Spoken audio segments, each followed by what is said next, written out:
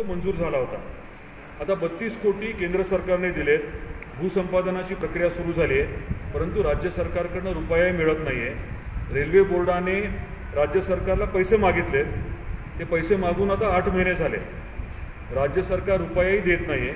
त्यामुळे स्वाभाविकच प्रश्न निर्माण होतो की सत्ताधारी लोकप्रतिनिधी जे आहेत त्यांनी या रेल्वे प्रकल्पासाठी काय पाठपुरावा केला, कुठे पत्र दिलं का, बैठक घेतली का, राज्य सरकारकडे पैशाची मागणी केली का.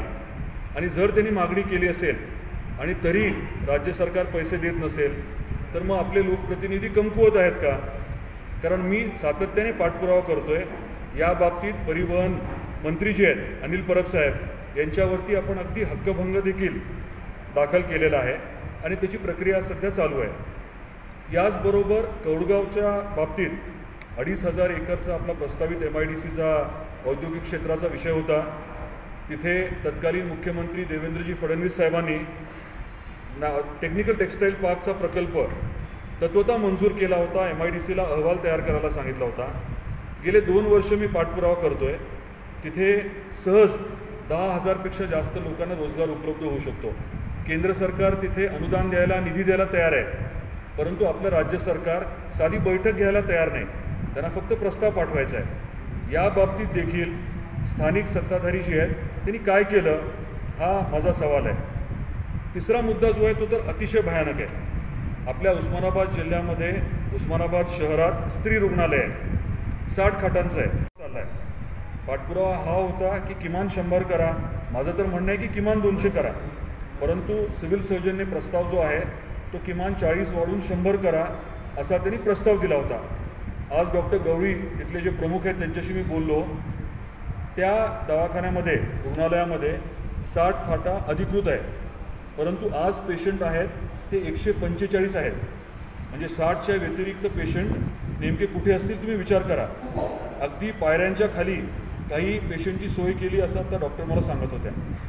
आता हा विषय जो आहे तो खूप महत्त्वाचा आहे. इतर अनेक जिल्ह्यांमध्ये कालच्या अर्थसंकल्पीय भाषणामध्ये नवीन स्त्री रुग्णालय जे आहे ते जाहीर करण्यात आलं 100 खाटांचं. काही ठिकाणी श्रेणीवाढ झाली, परंतु उस्मानाबादचा साधा उल्लेखही नाही.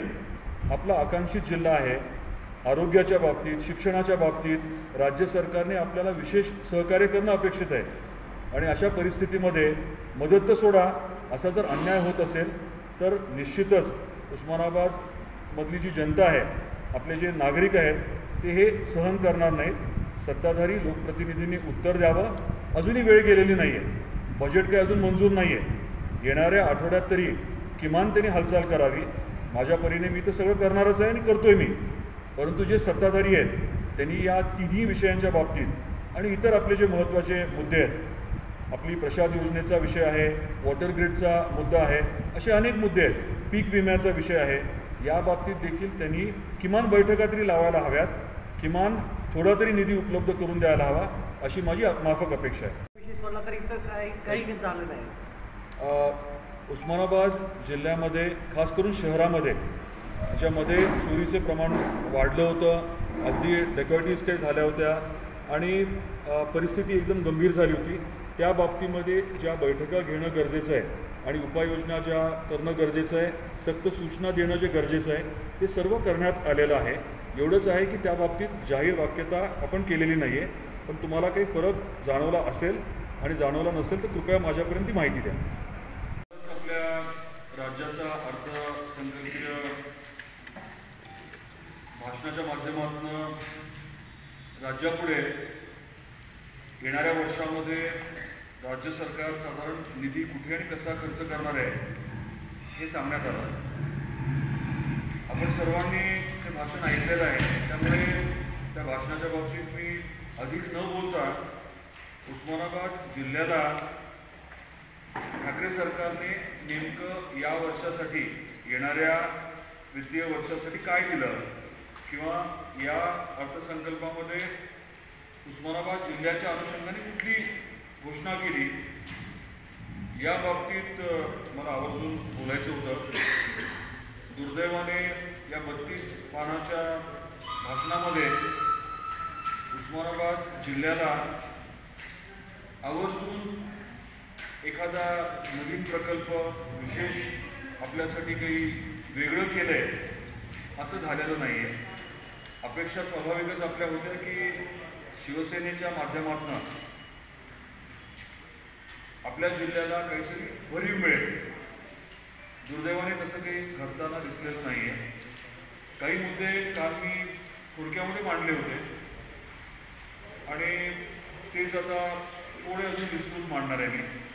उस्मानाबाद जिल्ह्याच्या आर्थिक प्रगतीसाठी जे महत्त्वाचे प्रकल्प आहेत त्याच्यामध्ये 1 नंबरचा प्रकल्प हा म्हणजे उस्मानाबाद तुळजापूर सोलापूर ही जी रेल लिंक आहे ती. आणि त्याचं कारण असं आहे की या रेल लिंकमुळे उस्मानाबाद शहर जे आहे इथे जंक्शन होणार आहे आणि जंक्शन झालं की स्वाभाविक जास्त रेल्वे या भागातनं येतील आणि इथल्या अर्थकारणाला मोठी चालना मिळणार आहे. त्यामुळे आपण यासाठी अनेक वर्षांपासून प्रयत्न करतोय. 2014 साली नरेंद्र मोदी साहेब पंतप्रधान असताना तुळजापूरला आले होते आणि त्यांनी आवर्जून आई तुळजाभवानीचं हे तीर्थक्षेत्र देशाच्या रेल्वेच्या नकाशावरती मी आणणार असं सांगितलं होतं. त्या अनुषंगाने 2019मध्ये टेंडरिंग झालं. टेंडरिंग करत असताना तत्कालीन मुख्यमंत्री देवेंद्र फडणवीस साहेबांनी राज्य सरकार 50% खर्च जो आहे तो यातला उचलेल असं सांगितलं होतं आणि लेखी दिलं होतं. तत्कालीन परिवहन सचिव आहेत यांनी देखील रेल्वे बोर्डाला तसे लेखी दिलं होतं आणि त्या अनुषंगाने काम सुरू झालं मान्यता मिळाल्यावर आणि केंद्र सरकारकडनं साधारण 32 कोटी रुपये आतापर्यंत मिळाले. दुर्दैवाने मी गेले 2 वर्ष पाठपुरावा करतोय परंतु ठाकरे सरकार आणि ठाकरे सरकारमधले परिवहन मंत्री अनिलजी परब साहेब यांनी अतिशय नकारात्मक भूमिका घेतलेली आहे. त्यांच्यावरती हक्कभंग देखील आपण दाखल केलेला आहे. केंद्र सरकारने आम्हाला पैशाची मागणीच केली नाही. खरं तर गेल्या वर्षी साधारण 8 महिन्यापूर्वी रेल्वे बोर्डाने त्यांच्या चीफ इंजिनियरच्या माध्यमातून स्पष्ट पत्र दिलंय की आम्ही आतापर्यंत 32 कोटी खर्च केले, तेवढे पैसे राज्य सरकारने आम्हाला ठरल्याप्रमाणे द्यावे. परंतु 1 रुपयाही आत्तापर्यंत मिळाला नाही. माझी अपेक्षा होती की ठीक आहे या आर्थिक वर्षात नाही तर किमान येणाऱ्या आर्थिक वर्षात म्हणजे या बजेटमध्ये त्याचा उल्लेख होईल. दुर्दैवाने काय झालंय, महाराष्ट्रातल्या अनेक रेल्वे लिंकचा उल्लेख बजेटच्या भाषणामध्ये झालेला आहे. निधीच्या बाबतीत सुद्धा त्यांनी उल्लेख केला आहे किती निधी देणार वगैरे. परंतु उस्मानाबाद तुळजापूर सोलापूर या रेल्वे लिंकचा उल्लेखही नाही आणि 1 रुपयाची तरतुदी नाही. माझ्या मते हे अतिशय चुकीचं झालेलं आहे. आणि मग खरा प्रश्न उपस्थित होतो तो म्हणजे स्थानिक सत्ताधारी लोकप्रतिनिधी काय करतात. आपल्या माध्यमातून मला त्यांना विचारायचं आहे की या अतिशय महत्त्वाच्या प्रकल्पासाठी जुजबी काहीतरी बैठका घेण्याच्या पलीकडे राज्य सरकारकडनं समप्रमाणातला निधी मिळवून देण्यासाठी आपल्या जिल्ह्याच्या हितासाठी या सत्ताधारी लोकप्रतिनिधींनी नेमकं काय केलंय, कुठल्या मंत्र्यांना पत्र लिहिलंय, या बाबतीत कुठली बैठक घेतली जेणेकरून राज्य सरकारचा समान हिस्सा जो आहे म्हणजे आतापर्यंतचे 32 कोटी मिळावे यासाठी त्यांनी काय प्रयत्न केले हे आपल्याला कळणं गरजेचं आहे. कौडगावला आपल्याला कल्पना आहे की 2,500 एकरची MIDC आपण प्रस्तावित केली होती. साधारण 1,500 एकर जमीन जी आहे ती संपादित झाली आहे आणि तिथे टेक्निकल टेक्स्टाईल पार्क करण्याच्या बाबतीत आपण आग्रह धरला होता. तत्कालीन मुख्यमंत्री देवेंद्र फडणवीस साहेबांनी या बाबतीमध्ये मान्यता तत्वता दिली होती आणि MIDCला या बाबतीतला अहवाल तयार करायला सांगितला होता. KPMG या एजन्सीच्या माध्यमातून एक ड्राफ्ट रिपोर्ट तयार देखील करण्यात आला. गेले 2 वर्ष 2.5 वर्ष मी या बाबतीत पाठपुरावा करतोय परंतु संबंधित उद्योगमंत्र्यांनी बैठक याबाबत ठेवली नाही.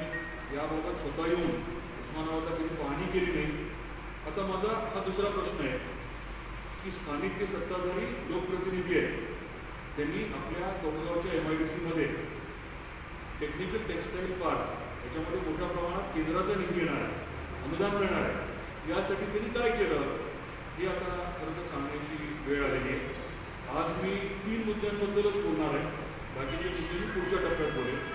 तिसरा मुद्दा जो आहे तो तर यापेक्षा भयानक आहे. महिला रुग्णालय आपलं आत्ताचं जे आहे ते अधिकृतरित्या फक्त 60 खाटांचं आहे.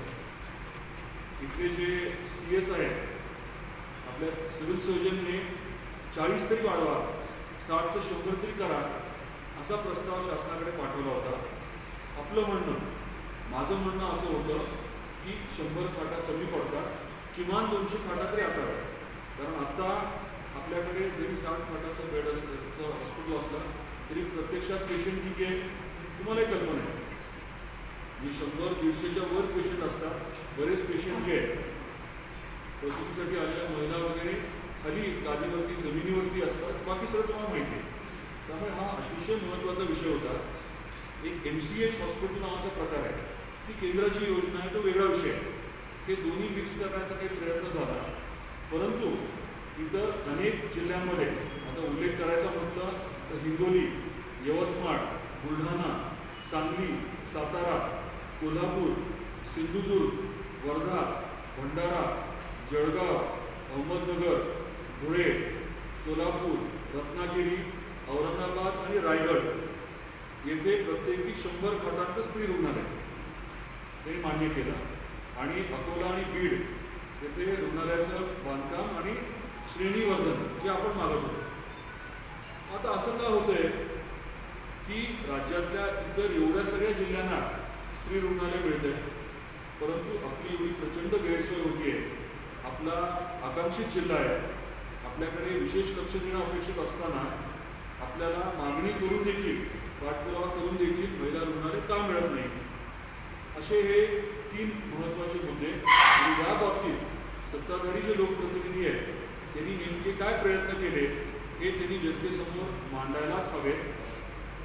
हे आजच्या या प्रेसच्या माध्यमातून मी त्यांना आवाहन करतोय की तुम्ही हे मांडा, तुम्ही काय नेमकं केलं नाही. किंवा दुसरी गोष्ट, हे कमकुवत आहे. दोन्हीपैकी काय आहे ते कळणं गरजेचं आहे. आपल्या जिल्ह्यातल्या नागरिकांना, जनतेला, मतदारांना कळणं गरजेचं आहे. असे 3 मुद्दे मला आपल्या सर्वांच्या समोर मांडायचे होते. आणि त्याचबरोबर मी आज पेपर वाचत होतो, असं सांगण्यात आलं होतं की मेडिकल कॉलेजला 94 कोटी रुपये देण्यात आले म्हणून. 94 कोटी मिळायला खूप चांगली गोष्ट आहे, पण त्याबद्दलची माहिती मला काही उपलब्ध अजूनपर्यंत झालेली नाही. तर त्या बाबतीतली एक अधिकृत माहिती देखील आपण जर मागितली आणि ती उपलब्ध करून घेऊ शकला तर मला वाटतं अजून या पूर्ण विषयाला स्पष्टता येईल. आपले काही प्रश्न असतील तर कृपया आपण विचारा. मी काय म्हणतो की नवीन, विशेषणे नवीन आपल्याला काय दिलं असं म्हणतात. आपल्या मागण्या तर भरपूर आहेत ना, आणि त्या बऱ्याचशा मागण्यांमध्ये पैशाची आवश्यकता नाही, फक्त अप्रूव्ह करून पुढे केंद्राकडे पाठवायचं आहे.